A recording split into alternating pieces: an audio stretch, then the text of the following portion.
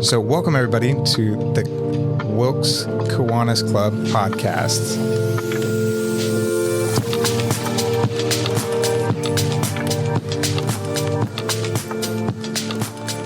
Excited today to have you joining us on what is the first podcast here at the Masthead. And we have with us the brilliant Laura Gentry with the Kiwanis Club, as well as LB Prevette, which is a phenomenal individual here in Wilkes, and we are super excited to have her sharing about all the different amazing things that she is doing, not only here in Wilkes, but also putting Wilkes on the map across the United States and the world. So we're here today to introduce innovative programs in Wilkes County as a Key Club leader for the Kiwanis Club in Wilkes. Key Clubs are about building leadership among high school students in our community. So we're joined here with LB, and we want to kind of hear her story and how she came to Wilkes, what she's doing in Wilkes, and her heart and her vision for Wilkes. So LB, how did you get to Wilkes? How did Wilkes get you, better yet? Yeah, I came to Wilkes through my mother at Wilkes Regional Medical Center. I've just always been here, born and raised in Wilkes County. My family on both sides have been here forever. So my dad's side traces back to that same kind of farmland we were growing up on back in the 1700s. So we are just through and through Wilkes County. And growing up here, going to the high schools here, and the place that I call home. Love it. That's so good. As far as Wilkes, so I mean, let's imagine the listeners aren't really from Wilkes. How would you describe Wilkes? Man, I think Wilkes County is one of the most beautiful places in the world. I think we're nestled here in the foothills of the mountains, so we don't have to compete with the more extreme weather higher up in the mountains, as well as the harsh terrain. Our communities here have been carved out by the Yadkin Valley over centuries to make this beautiful, nourishing land around us. It's the greenest place I know when I walk around here. But the type of community varies. We're one of the largest counties in the state, so there's a whole lot of sub-communities in here. And it kind of depends, I think, of the more rural parts of the county where I grew up in, down the southeastern part of the county on the Iredell line. They're very, I call them accidental hippies, where I see now the current movement of folks wanting to live off the land and homestead and share our resources. And my parents and family members I grew up with, like, oh, all these hippies out here. And I was like, that's literally exactly what you guys did, was process your own meat, grow your own food, hunt your own food, share resources with your community.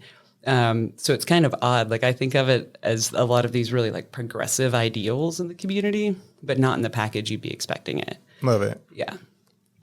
That's so good. So, Laura, tell us about you. Tell us about your engagement with the Key Clubs and the Kiwanis. I know we have an amazing guest here with LB, but who are you? I've actually been here about 30 years. I was born in New York City, and I grew up in Afghanistan, Kabul, Afghanistan, and our family came back from Afghanistan to the South. And I loved the South and always wanted to stay in the South. And so I ended up here about 30 years ago, started Smart Start, which was my career for 20 years. And I was in Kiwanis and stayed in Kiwanis. And so I'm about a 25-year member. And I just have a real passion for helping children. And that's why I love Kiwanis, because of their commitment to children.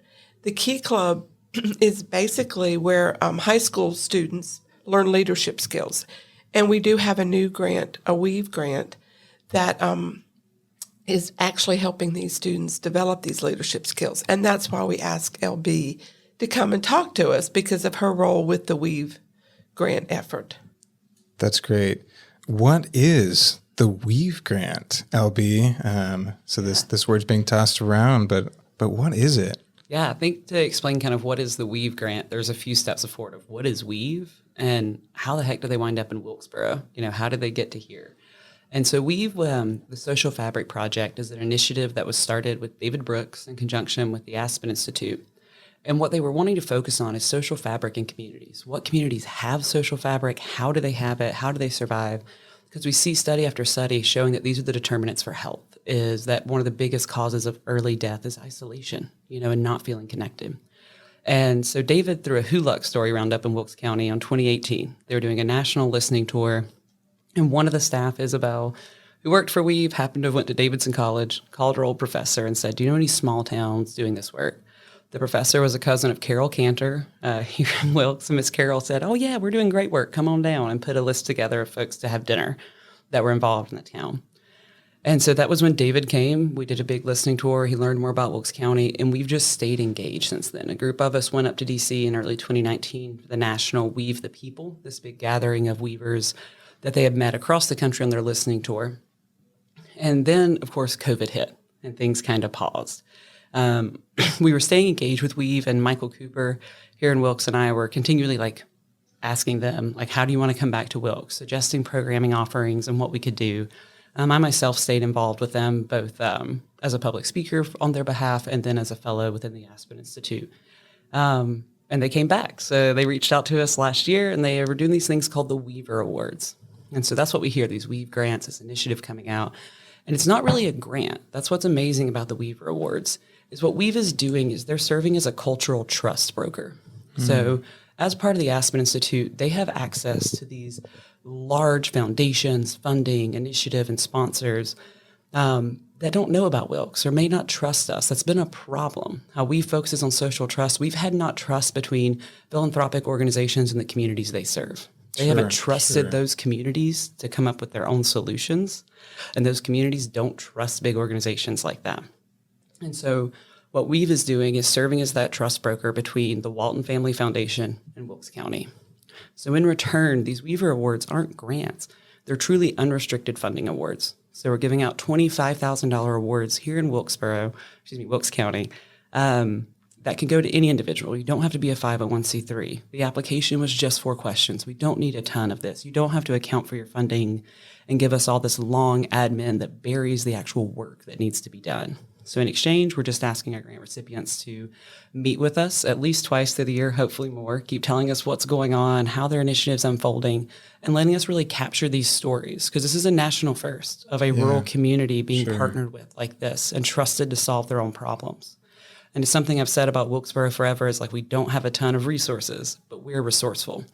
What happens if we actually get resources? If we take this type of community that has had to hard scrabble and scrap, and they give us funding to actually do the things that, we've been dreaming of and wanting to make happen in this town. No, and on that vein too, for you, LB, with your projects and everything that you have going on, which we haven't really dove into, to be honest. So you can talk kind of a little bit about what you're doing, but explain to kind of our listeners, what are you doing right now, and then what's next for you? What's coming up? What am I doing right now? That feels like a great question that I ask every morning when I look at my calendar. Where I do a fair bit of public speaking about community development and telling the story about Wilkes in this place on a national stage to different organizations. And it's always odd when they ask me my job title. And I'll be just put Wilkes County resident. I don't know what to put. I just kind of bounce around. But currently I'm working as a community liaison with Weave, the Social Fabric Project. And really my job has just been to get people in a room. Because from there, we've had local advisory board members, so people who have actually been reviewing these applications, making the decisions, like Doran over here.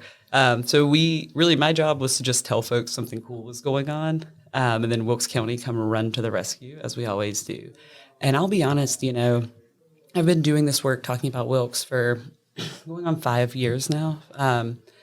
And due to COVID, a lot, we haven't really had the chance to show up and show out, right? So I've been talking about it, this community's so great, we'll totally show up. And this year with these Weaver Awards coming to town, we were really forced to prove that. Sure. And I was I believe in this town, but oh crap, please don't not show up. Awesome. Thank you so much, everybody, for tuning in and listening to just the amazing stories and just the inspirational things that LB is doing here in Wilkes and around the country. And we just thank you for just listening about the amazing things that are going on with the Key Club, the Kiwanis, and we're excited about what's coming up with the Weave grant as well as the new things for Wilkes. So this is Doran Tripp. And we have Laura Gentry as well as LB Prevette. And this is us signing off. Yeah. Man, I can't believe we went this whole thing and I never mentioned that I own a bar. I'm the worst Well, at being I didn't know if you were like trying to avoid it. Oh no, I always am like, no, it's fine.